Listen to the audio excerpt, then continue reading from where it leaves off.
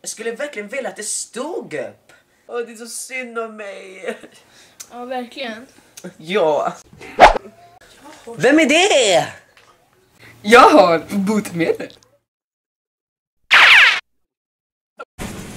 Vad gjorde han? Han trollade oss till ett annat rum. Jaha!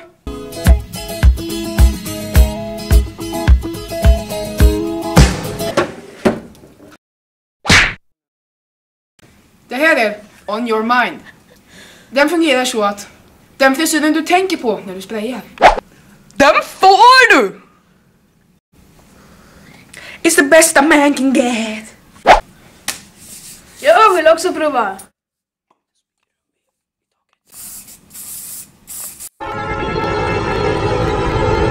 Jag bestämmer mig om jag skulle vara en enhörning eller Pippi Långstrump. Åh, jag vill prova.